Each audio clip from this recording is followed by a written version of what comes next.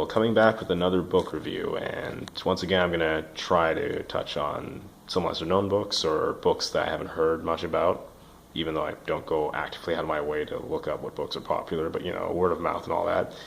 Anyways, this is one I read a little while back called Noah's Turn by Ken Finkleman. I really like the diagonal layout of the wording too. It's kind of symbolic of the main character's descent into darkness, and it just looks pretty nice. It's a pretty nice cover overall. Really kind of stood out to me. And that's kind of why I got it when I first saw the title and the cover, and then read the back, and it was an interesting enough premise.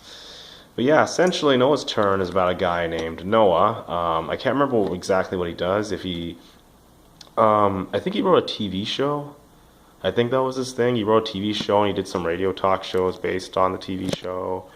I think he was a guy in radio, and eventually he starts teaching a class on broadcasting and writing and stuff like that. Or I think it's actually a writing class he teaches. One of the two. Anyways, he's something to do with media. I can't remember if it's a journalist or a radio personality or both. I believe he wrote a series or something.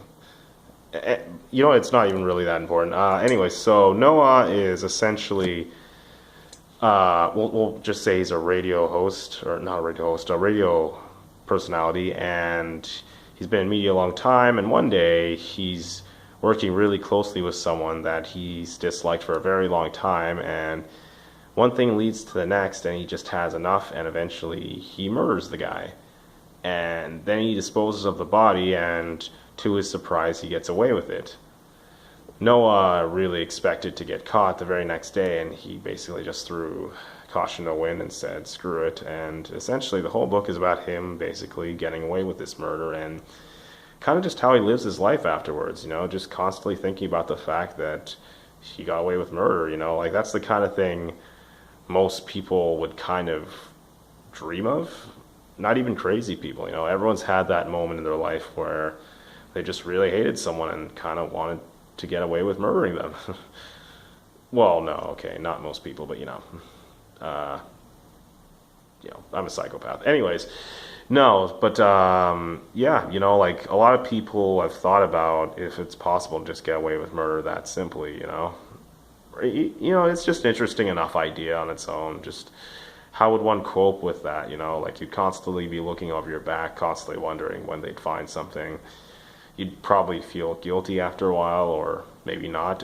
In the case of Noah, he doesn't seem to feel much guilt at first. I think towards the end it starts to creep up on him, and yeah, I think I remember him actually attending the guy's funeral. Funny enough, I gotta stop fiddling with the camera.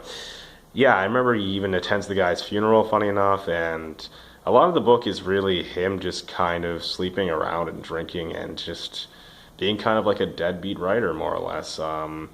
He himself is likable enough. I mean, yes, he murders this guy, and yes, he's kind of an asshole at times, but he's more like a lovable failure, one of those lovable deadbeat kind of characters, and he does feel some remorse for his actions. Again, not the death for a while, but at one point he kind of has an outburst to his class and basically calls them a bunch of morons, and he does feel bad for that. He does think and reflect on it and realize it was uncalled for.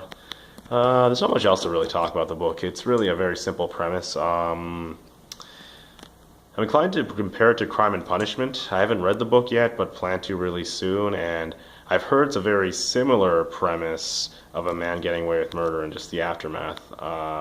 So very soon I'm going to read that book, and then I'm going to try to compare the two, so I'm probably going to have to reread this because it's been ages, and I kind of want to refresh my memory because I'm forgetting most of the small details, as you can probably tell.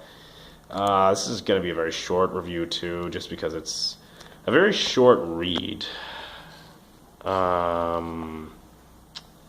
Yeah. Give me a sec.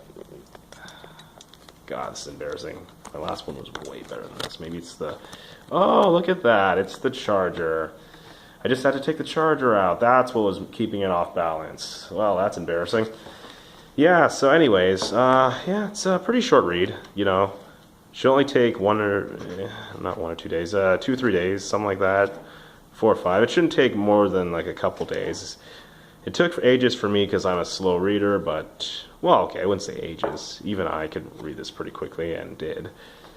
But, yeah, for the avid reader, it won't take more than, I don't know, 2-3 days, something like that. It's a quick read. It's a pretty fun story, just seeing, how it all goes down, or how things happen, not how things happen, but, like, the direction the story goes. You basically just want to see how it all ends. Like, does he get caught? Does he not get caught?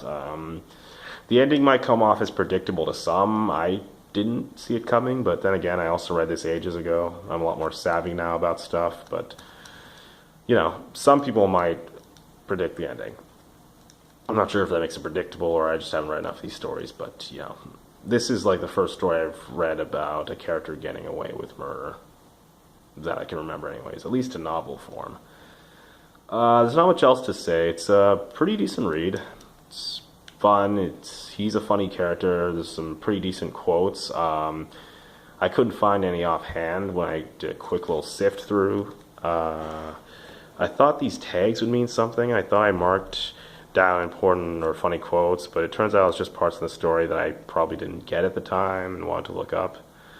There's a little subplot too about him trying to basically win over one of his students, like he keeps hitting on her and trying to get in her pants kind of thing.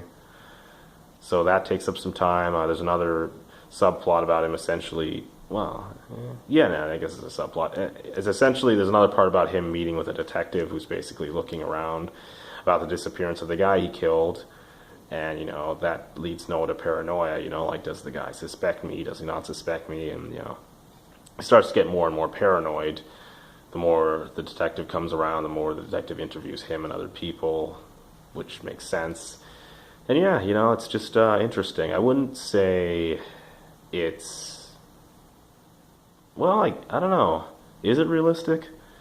Because throughout the most of the book, he's pretty laid back. If it was me, I'd probably be on the edge of my seat every minute. I'd constantly be looking over my back. I just wouldn't be able to sleep if I somehow got away with this. I'm not planning to kill anyone. Not that I am, I'm just saying, if that were to happen. Yeah, I'd probably, So, I don't know.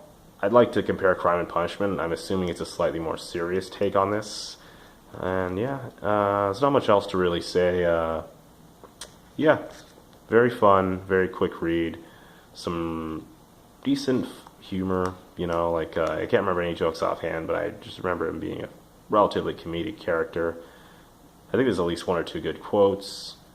And yeah, that's about all I have to say about this one.